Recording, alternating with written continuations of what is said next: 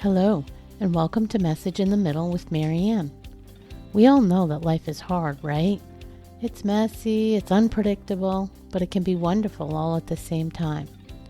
My hope is that we can take a deep dive into self-development topics and explore life's lessons through book clubs, conversations, and interviews. And together, we can uncover the lessons that others have already learned to help us navigate this crazy, wonderful ride called life.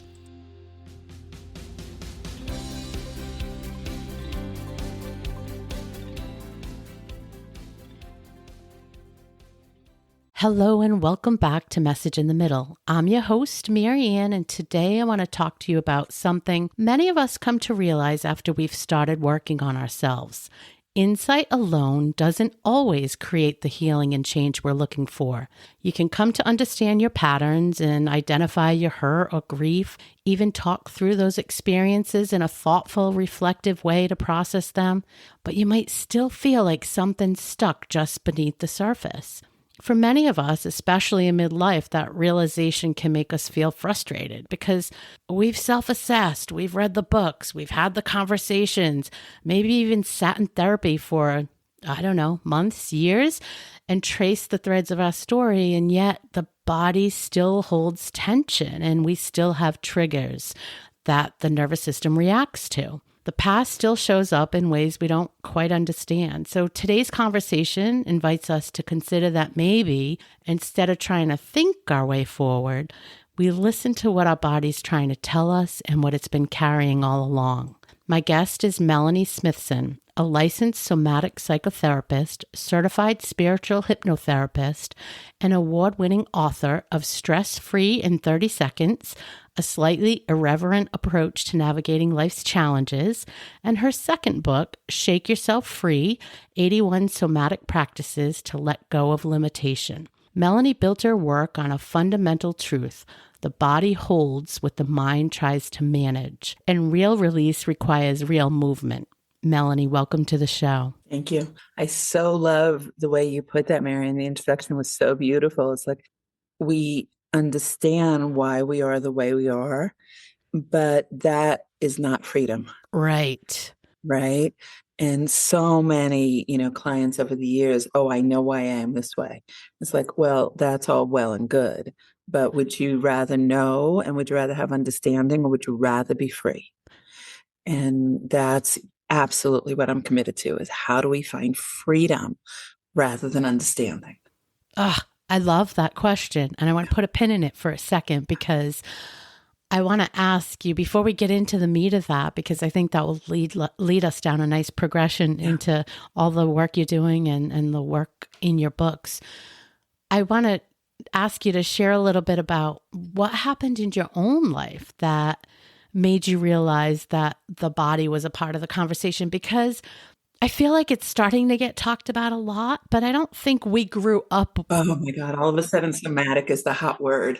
Yeah. Right? Yeah. But I don't think we grew up with that. Like No. this is, and some of the questions I have for you are kind of basics, if you will, because I feel like there is sort of a level set needed. But before we get into all that, take us to sort of how you figured it out. Yeah.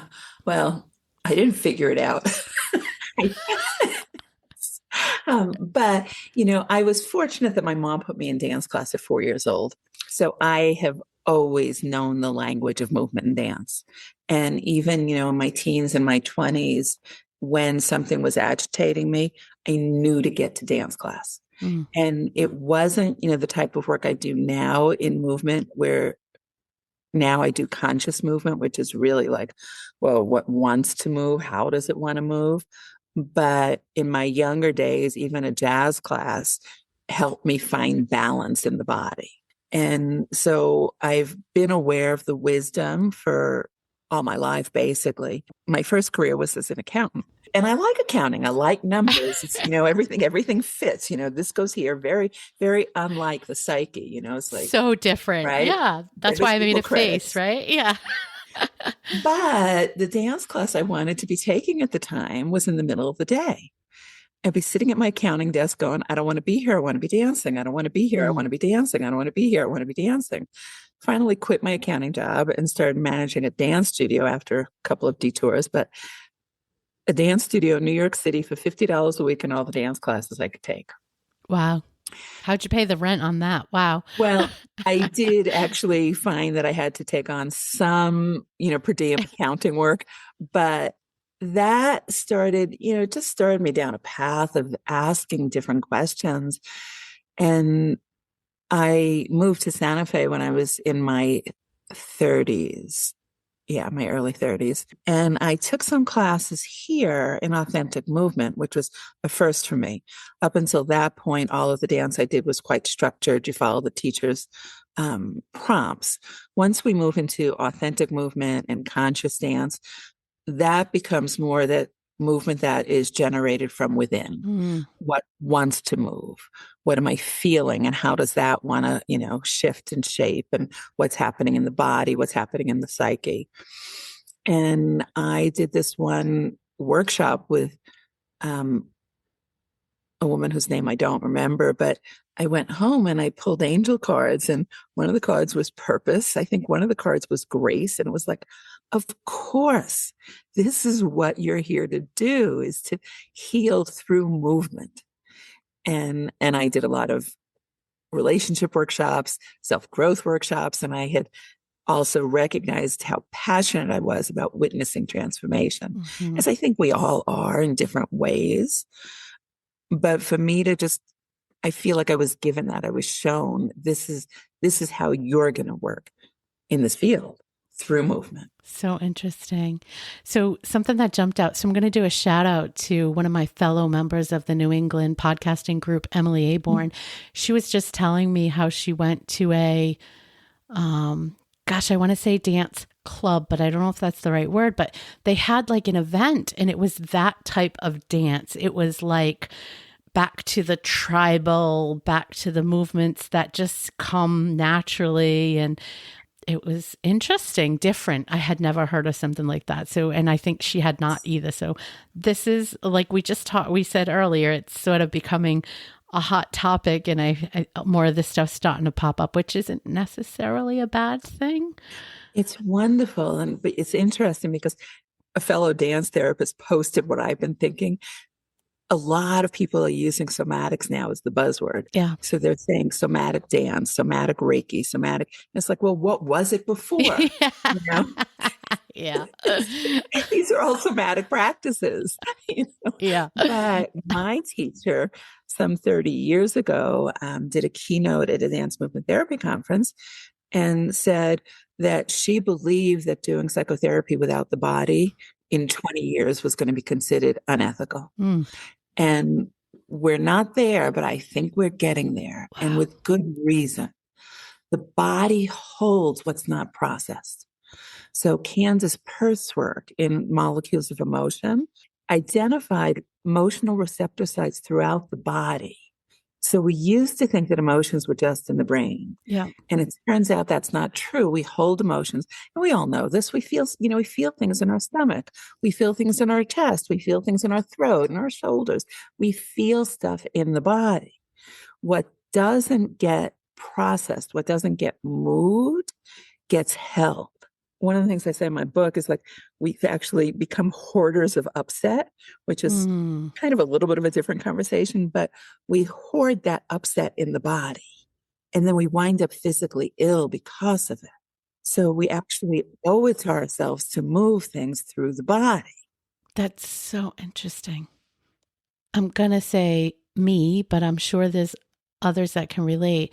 I think it's easy, to your point, we all can recognize when we're stressed, and maybe for me, I carry it in my shoulders, or we're anxious and we feel that in the pit of our stomach. I think probably every human on the planet can relate to some of that. I think where it gets a little, I'm going to say woo-woo, or a little intangible for people, is when you say, I don't know, my parents divorced. This isn't my scenario, but my parents divorced when I was 7 and it was traumatic and I'm holding on to that. Like, how can people wrap their head around knowing whether or not that's them, and knowing whether or not they really have this hoarded, is that a word? If they have these unresolved feelings in their body. There are actually a lot of indicators. When you find yourself agitated or reactive about situations that feel similar to the original trauma, Mm-hmm. and but I will also tell you, Marianne, if you didn't process the original trauma, it's held in the body, Mm. whether you know it or not, Mm. because it didn't have an opportunity to move. And it's nobody's fault. It's just what happens, you know. It's like we think, oh, time heals all wounds. That's a lie. I mean, time might heal the scrape on your hand, Yeah. but if you were neglected, if you weren't listened to, if you weren't heard as a child or whatever it is, you're going to keep trying to meet that need as an adult. Mm. And actually, that's one of the indicators. So when you start paying attention to your negative self-beliefs or the beliefs like nobody ever listens to me, nobody ever takes me seriously, I'm not worthwhile, those beliefs will lead you back to a wound. And if you stay with it, you'll find it in the body. Mm. Now, again, you said it, we didn't learn this as children. Yeah. Most people are not used to listening to the body. 100%. Right. I'm so grateful, and I don't know what the right word is, but a lot of the feedback I've gotten from about my book is that I give people a step-to-step guide to listening. And you need that, whether you need it from a book, whether you need it from a therapist, you need somebody to walk you through it. I mean, too often somebody will say to you, where do you feel that in the body? And you're like, I don't have a clue. Yes. I don't have a clue. Yes. Yes. But when you really let yourself stay with it and you get used to the practice, and this was a lot of my training in Europa, was getting used to the practice of tapping in to sensation. But in any moment you can. Mm. And it's a matter of remembering. But when we have a feeling, there is a sensation that goes with it. So interesting. A thought doesn't necessarily have a sensation. A feeling is accompanied by a sensation. So when I get angry, my throat closes up, especially with my husband. Like somebody is like got a vice grip, and it's like, you better speak. And some of it is not dismissing what you're already aware of. So too often, like, there's a little tremble, or your stomach starts to, do something weird, and you'll go, oh, I must be hungry, or I must be tired. And you don't think what's happening Mm. emotionally. Yeah, I do think that. So a lot of learning how to listen to the body is Mm. education and intention. So you start getting curious and go, oh, wait, I'm feeling really uncomfortable. This person walked into the room, and all of a sudden I'm like, ugh, what's happening here? So a lot of our answers lie in paying attention. So I have two thoughts that I would like to explore. So you had said, and we put a pin in that, even if we know, we often say, I know why I act like that, or I know, why this behavior comes, but we don't know how to release it. So I want to talk about the how do we release it, but I also want to talk about the what if you don't know? So what if you, Even better. yeah, like what If if you you, I think you know, guess, you get stuck in knowing. okay, okay, talk that through. So a lot of times when people think they know why they have their issues, Mm-hmm. they use it as validation. We become the storytellers. Right. Right. And then we give the story more energy and more Mm-hmm. weight. Mm-hmm. And we don't want that. When we don't have a story, we're just like, I have no idea. Great. Let's get curious. And in fact, when somebody tells me, I know why I'm this way, I say, well, what if you're wrong?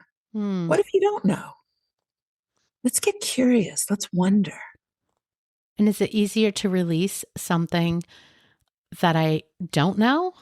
Or do I have to get to the point where I do know? No, you definitely don't have to know. Okay.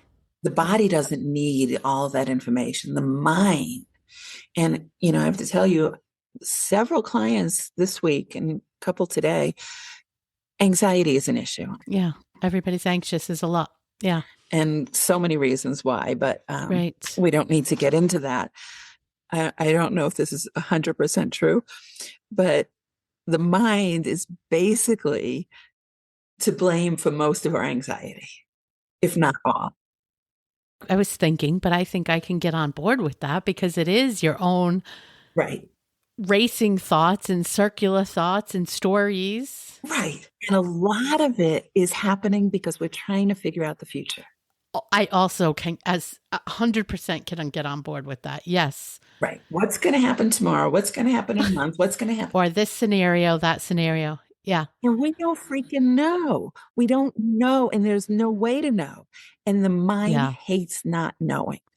So when the mind can't figure out what's going to happen in the future, which it never can, it goes tilt.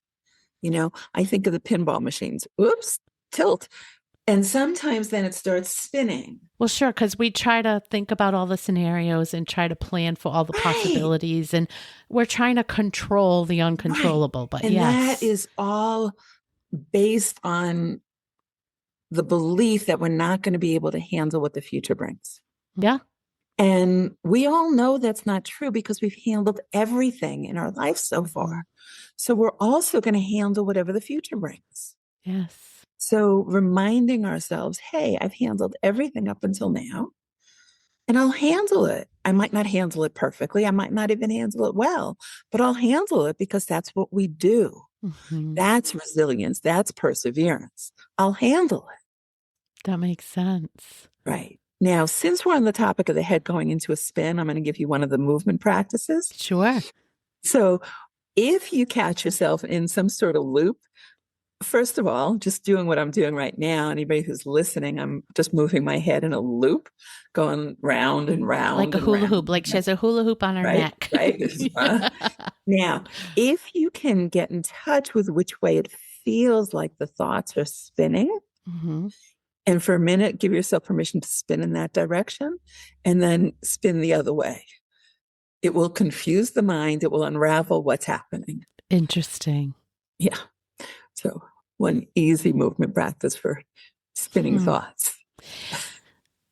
So talk to me a little bit. I want to follow through with so if we don't know what it is, you said the body can still release it. So we don't have to necessarily do all the work to dredge up the, pinpointing of what it is. That's the mind that wants to know. So let's pretend we're going to let go of that for a minute.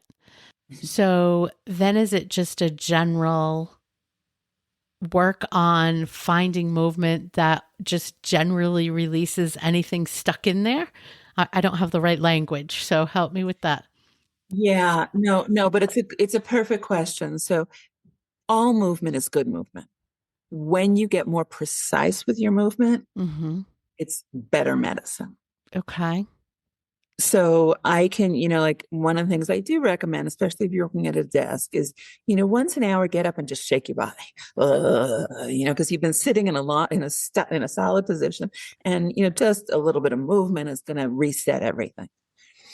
But if you're wanting to move anger or grief, getting in touch first with the sensations and where they land in the body. So for most people, grief tends to be around the heart area. And it tends to be a heavy feeling. Yeah. So if you let yourself lean into that and get heavy and be with it. And again, I know that I've been doing this my whole life. It comes easy to me, but movement will show you where it wants to go. It will show you what wants to happen. So I'll start to lean into that heavy heart, and then it might just go like, oh, I want to be rocked. Oh, I want, the body will tell you what it wants when you listen to it. If it's anger, and again, one of the practices in my book, and this I've been saying for a long time, is hissy fits are good medicine. And most adults have been told, oh, you shouldn't be angry and settle yourself. And it's like, sometimes I'm fucking pissed. And I'm sorry for my language. If you have to edit it It's out, go fine. for It's it. fine. But sometimes, like, I don't want this. And letting yourself feel that will help you move through it. Have the tantrum. Have the tantrum. Have a tantrum. Have a tantrum. I have a client that was going through a period with work where she was so cranky. And I was like, well, if you're cranky, just be cranky. Stop trying to talk yourself out of it. It's like we don't let ourselves be. I have this visual in my head about, I don't even know if there's places that you can go to, but when you were doing the like grief and leaning into it. And again, for those listening, it's, we're kind of just like throwing our shoulders forward and sort of, I don't even know how to explain it really, just kind of shaking, rattling, wiggling. Yeah, kind of feeling like Sludgy. this sludgy Yes. kind of character or whatever, right? So, but I can imagine a room filled with people and somebody instructing folks to sort of lean into these feelings. And if you're just kind of looking around the room, that has got to be kind of crazy the first time you go. I have to say, I'm going to put it out there, right? It's just maybe we haven't not, seen it before, so it's got to feel kind of. What I love about conscious movement is I can do all of my processing and nobody needs to know what's happening. That's fair. That is fair. You're not saying it. So all they see is movement. The sludgy movement. Yeah. Movement. They don't know what's going through my head. That's true. That is true. I heard a story from a woman I danced with last night around having a brain tumor removed and a heart surgery. This all happened in the last year. I've been dancing with her every Sunday. I had no idea. Wow. So that space, that permission to do what you need to do, it's very internal. That's fair. Yeah. I guess I wouldn't have thought about that so much. Yeah. Let's go back to we talked a little bit about stress, anxiety, and how most people feel it. And so your first book, right? The Stress-Free in 30 seconds. Yeah. I mean, it sounds too good to be true, right? I tell people no alcohol involved. So talk us through that. Well, they're just. What do you really want people to believe, that they can be stress-free in 30 seconds? I do. Okay. I do. Talk about that. So there's so many things, and not in every circumstance, but one of my mentors gave me so many years ago, she told me to give up the word stress. And it's such a smart idea because the word stress itself is a catch-all. That's fair. It doesn't define anything. Yeah. So feelings want to be validated. So when we say, when I can say to myself, I'm angry, when I can say I'm sad, I'm confused, that's validating and it supports shift. Stress says nothing and it just creates more stress. So we say I'm stressed and we start contracting in the body. Yeah. And that causes more stress. Yeah. So one tip right off the bat, drop the word. Instead, say, there's a lot happening in my life. I feel like I can't keep up. Or, I am too full, or people want things from me. I feel like I'm going to disappoint them. So when you name the stressors and what you're feeling, that already goes a long ways. Okay. And in the moment, again, we talked about how much the mind creates stress. If we can shift awareness to the body, it changes everything. So I'm actually working on a new book. I think it's going to be a mini book. This book is going to be about conscious groaning. Okay. So when we get stressed, I mean, we all have different coping strategies for stress, but sometimes we complain. And I can't believe this one wants this, and I can't believe I have to do that, and the stupid machine didn't work, And all of that creates more stress. A really good strategy, instead of complaining about it, is groaning about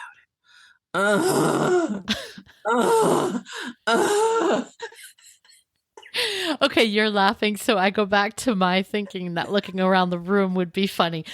I mean, this is funny as well. Like, do people have a hard time getting on board with doing these Yes. practices? Yeah.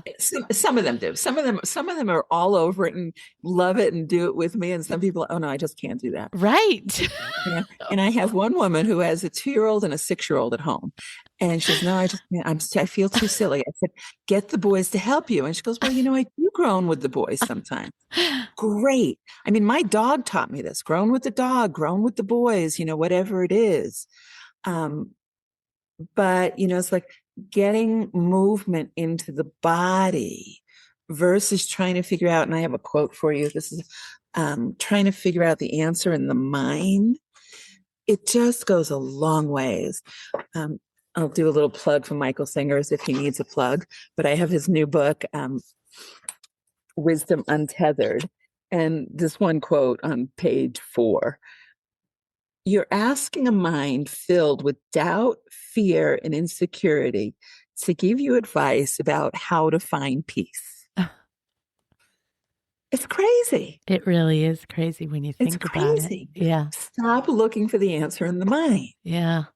But I go back to, we weren't taught to do anything else. I know. That's why somatic work is so important. Yeah. And so I guess we're constantly just trying to make sense of it all. Right. And that's where so much of the suffering happens. Let's talk about that a little bit. So releasing it, letting go of it. And this leads into your second book. So you offer up 81 somatic practices, right, in the Shake Yourself Free. So you gave us the neck exercise, like as an easy one to sort of, get the thoughts twisted around. Yeah. Give us a couple more, because I think what's striking me that I didn't expect was, sure, you said if you sit at your desk all day, get up and shake, like just like you would shake your fingers, shake your hands, shake your... Right. So that one's a little bit bigger. But the other movements that you've done since we've been talking are more subtle. Yes, they may look a little weirder, but they're more subtle. They're not like go run a marathon. They're literally like just shrug your shoulders and like roll with it. Like that. It's a very natural movement. Right. I guess I wasn't expecting that. Right. So much of it, and movement can be so subtle. I was recently writing about thinking that you're doing nothing. So many of us don't give ourselves a break. We're not allowed to do nothing. Yes. And we sit in the, on the couch or on the chair or wherever we're sitting and go, oh my God, you're not doing anything. You better get up and you better do something. Yes. But to actually pay attention to how much is happening when we think we're doing nothing. The breath is coming in and going out. The blood is moving. The liquids are moving. The heart is pumping. It's like there's so much activity when we think we're doing nothing. Yeah.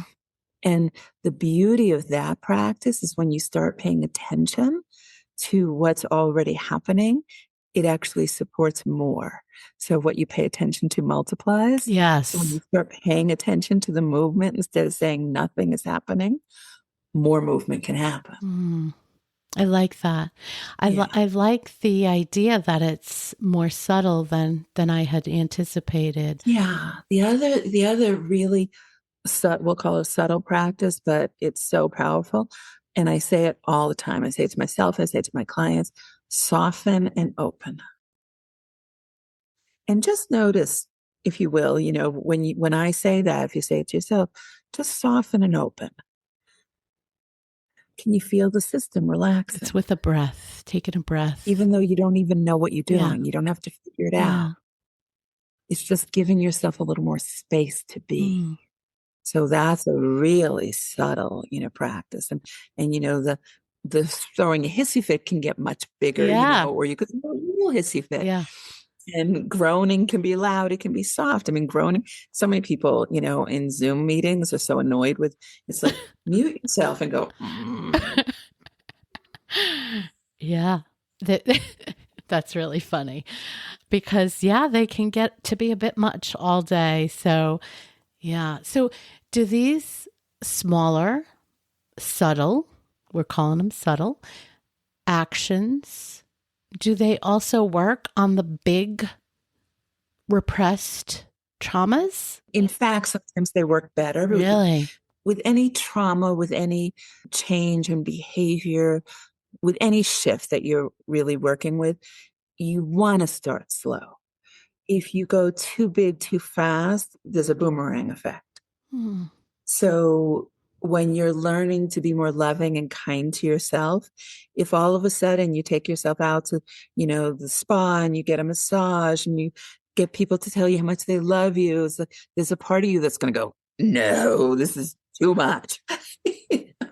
But if you start with just a gentle, okay, maybe I can just kind of rub my shoulder. Maybe I can take a pause. Maybe I can stop for 30 seconds. All of those are acts of kindness that can be done in 30 seconds or less. And that's where, the stress-free concept comes from. Just stopping for a moment to soften, to be kind to yourself can really change a lot in 30 seconds. So in your experience, then, I don't know, let's have a scenario of someone that lost a loved one many years ago or a handful of years ago. How long does it take to feel a difference from employing some of these activities? It takes no time to feel a difference. So what does that feel like? Walk me through that. So grief is a little more complicated because grief is not one feeling.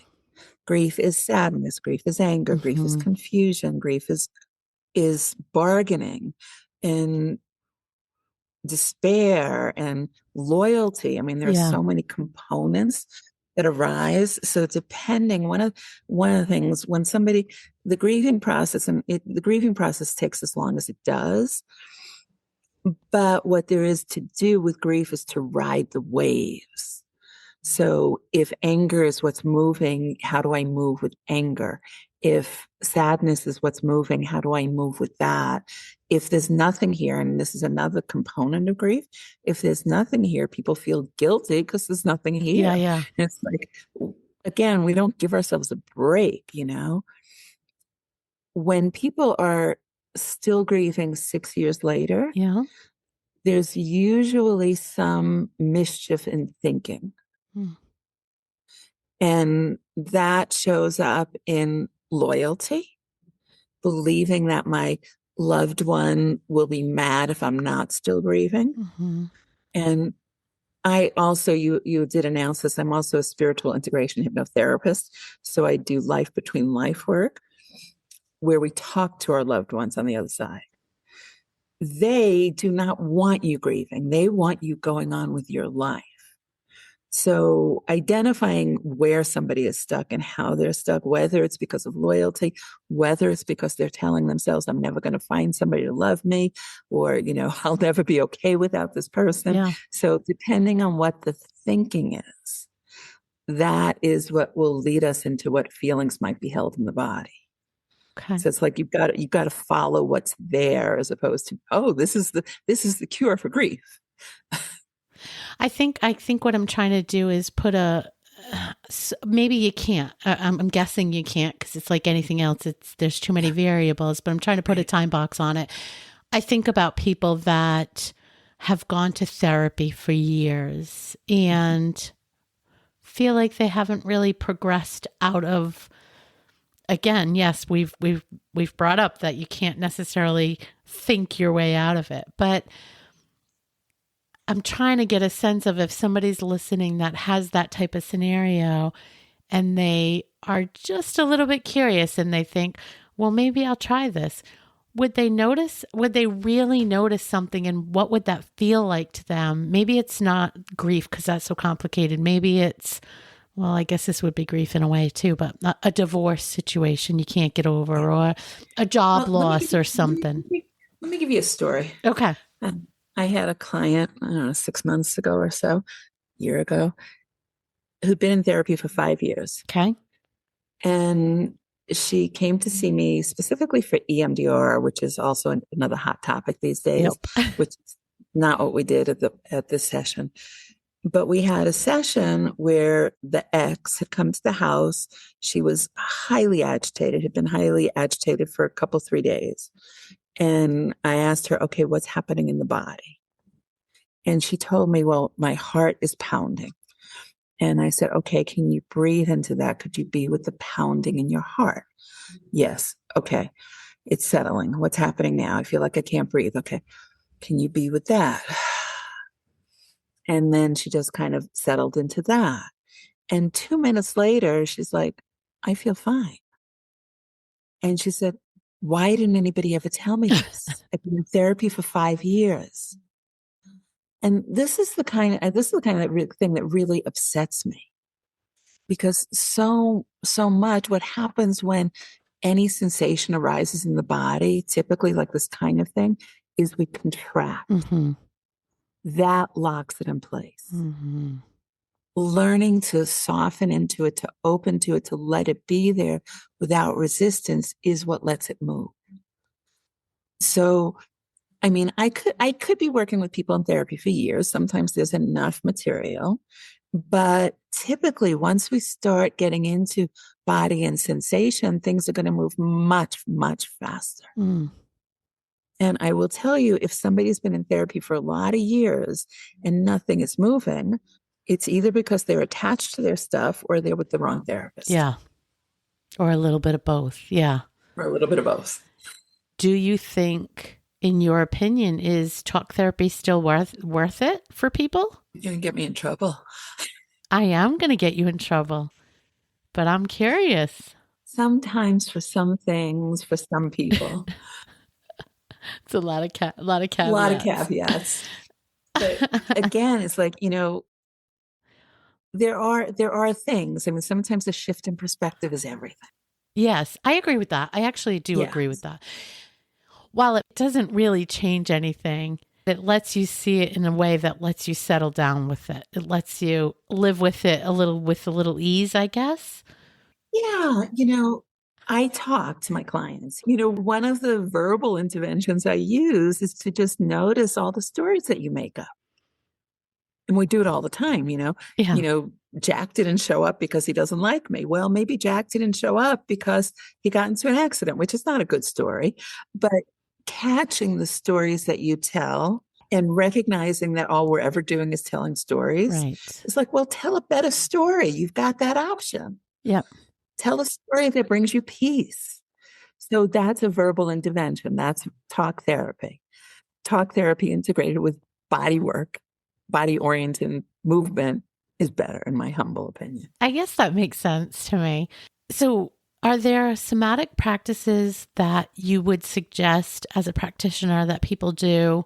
Let's just say I'm a unicorn. I have zero repressed anything. I don't know how I got through life, but let's just say I did. Would there be a somatic practice that you still recommend to say, I don't know, sort of as a maintenance, sort of as a keep things moving? Is that a thing? Or is it only we want to do these movements and do this stuff as it relates to releasing? No, I absolutely think things like shaking your body on a regular basis. It's like nothing can stick if you're shaking all the time. You can't even, you can't hold a thought in your head if you're bouncing. Mm-hmm. So, just like practicing bouncing, practicing softening, growling, all of those things are good maintenance practices. Okay. And, sometimes I go to dance and I just move. I just have fun, so it's not always processing. Mm-hmm. If it was always processing, I'd be sick of myself. So, moving for joy is also, a thing. But I absolutely think, so I mean, any doctor will tell you this, medical, physical, all movement is medicine. Yeah. So getting the body moving just, in whatever way you do it, whether you do yoga, whether you go for walks, whether you stand up and shake, all of it is good.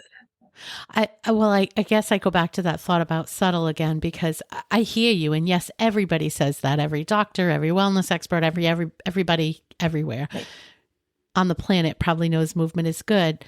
I guess I could be the only one, but I would have never correlated that with the, you know, sludgy actions we were doing or the neck twirling that we were doing. But those subtle movements are movement. So they can count too, is what we're Yes. saying. Yeah. Yes. And, one of the bonus practices is, when we talk about self-care, Yeah.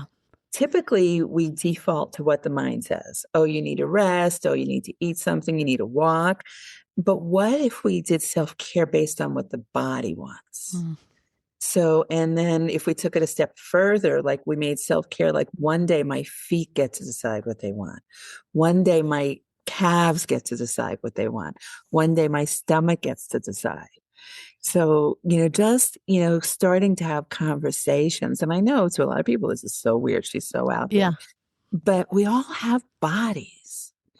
And the relationship is like, really, it's the most important relationship you'll ever have in your life is the relationship with your body and yourself. And this is also, for the folks, spiritual listening and, it's like, what is God? What is all that is? What does spirit want to say to me? That moves through the body. This is holistic body, mind. It's like, to me, it's crazy how many spiritual people dismiss the body. It's like spirituality is everything, is wholeness. The body is part of that. I think that people don't, similar to what we said about they don't know how to release, they also don't know how to get in touch with it. So when you talk about, give one day is, or one day a week is your feet, and one day is your thighs, and one day are your hands. I mean, what does that look like to the person who's never done it before and doesn't even know? So I'm looking at my hands and I'm like, okay, hand, what do you want to do today? Like it sounds silly, right? So what's even easier, I'm glad you're calling me on that, is to just explore the hand. So how many different ways, and anybody can do this, how many different ways can these fingers move? What are these lines? Can I massage this hand, So just give the hand some attention. That's a better way to say it. Give them attention. Yeah. Give the foot some attention. As you do that, they might start telling you, oh, and now I want to do this. Now I want to do that. Okay. But yeah, start with that was good. That was a good catch. Just start giving that part attention. Because I think we have to train people to get in touch with all these pieces and parts that we just don't know how to do. Yes. I want to go back to joy because you brought it up. And I think if my research is right, you did your thesis on joy as an adult. Reclaiming an adult relationship to play. To play. Okay. I can see how my brain went there with joy, but okay. I love that because I feel like that is another thing that we lose and we don't know how to do as adults. Yes. So where does that fit in to this? Yeah. So you can feel the playfulness in all of my work, I hope. Mm-hmm. Right. So movement is, for me, one of the ways I play. Mm-hmm. And so as adults, play doesn't look like what it looked like as children. So finding how you like to play, and I'll just say quickly, play is how we learn. I mean, you can see it, in a 3-year-old and a 4-year-old, it's how we adapt behaviors. Yeah. And it's actually a great place to unwind behaviors because it's where a lot of those behaviors landed in the first place. Yeah. But it's also a place where we explore, where we create, where we bring things into form. So we can play with anything, and this is one of those things like, I always have objects on my desk. I used to keep wind-up toys on my desk when I worked in a nursing home. So that's like, a little way to play right now, easy. I think it's on my website, 26 ways to play. But anybody can email me, ask me for it if it's not there. But we can play with spatulas and pucks on the table. But we also play through art and movement and music. So recognizing where you're already playing is, instead of I don't play. Yeah. And then just like, hey, could I loosen up with myself a little bit? Mhm. Because again, this is one of those places where we get stuck. We make everything so Serious. important. Yeah. Heavy, And serious. it's Yeah. just not. It's just not that important. Yeah. I mean, I believe in past lives. I believe we've lived thousands of lifetimes. And, I don't even remember them, but I'm sure there were a lot of things that were really, really important to me that I can't remember now. So sometimes I remind myself of that when I'm caught in something that feels so important. That's It's really like, funny. you're probably not going to remember this next lifetime. So settle. What's that old saying? Will I care about this in 5 days, 5 weeks, 5 years, 5 lifetimes, Five whatever it lifetimes. is? The answer is usually no on most of No, it. probably So, not. yeah. Probably Oh, not. that's interesting. And recognizing we can play with our thoughts.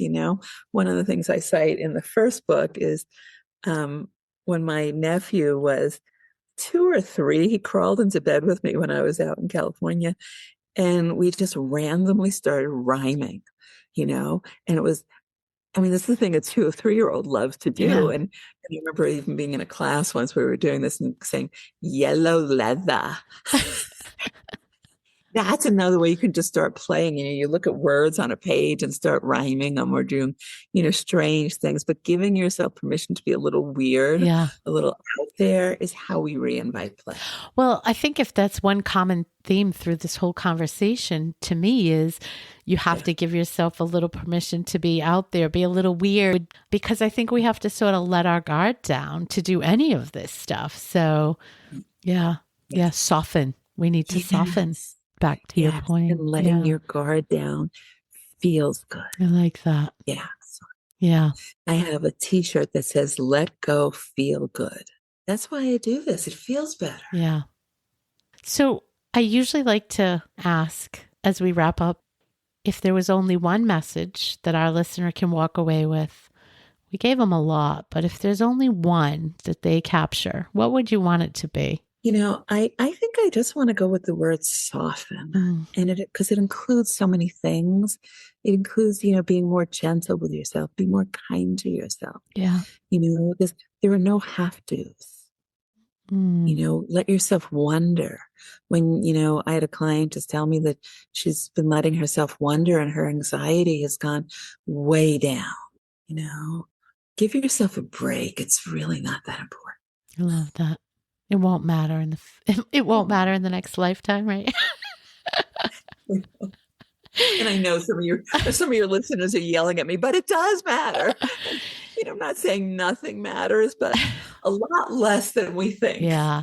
I mean, I think the important part is that, listen, if they're here and they're listening to my show, they're curious by nature anyway, or they're they're in that part of their life where they're trying to be curious and be open to other ideas. So you're right. And they're still listening. I was just going to say, right, to many, this is going to feel a little out there. This is going to feel a little, parts of it probably a little too far. But don't let that stop you from being curious and putting your toe in and trying a few of the smaller things. Because if there's anything I've learned, I mean, you can try a couple of things. You've got nothing to lose. If you're in your own house in a closed room and you start putting your neck in circles like you have a hula hoop on it, nobody's seeing you but you. So if it feels good, try it again. I mean, if it feels... I don't know. So I think that's what I would say. Yes, they might think you're a little out there and some of this is a little out there, but that's okay. Try it. Well, thank you for letting me make light of it. I think you have to, for those that this is a new topic too. Where can people find you most active? Where's the best place to get you? What's going on? SmithsonClinic.com. Okay. I am on Facebook, Melanie Beth Smithson on Facebook. I'm on Instagram. I'm not on Instagram a lot. I'm on LinkedIn. But all of my information is on SmithsonClinic.com. Okay. And we'll put that in the show notes too, so the link is easily accessible. But thank you so much for taking the time to explore this with me. It's been a joy. Thanks so much for listening to today's episode of Message in the Middle. I hope you found something in this conversation that reminded you that you're not alone and that midlife isn't about winding down. It's about waking up. You're not done. You're just becoming. If this episode speaks to you at all, please share it with a friend who needs to hear it. And if you're enjoying the show, I'd be so grateful if you could take a moment to leave a review. It really helps other women find this community and this podcast. Until next time, take care of yourself.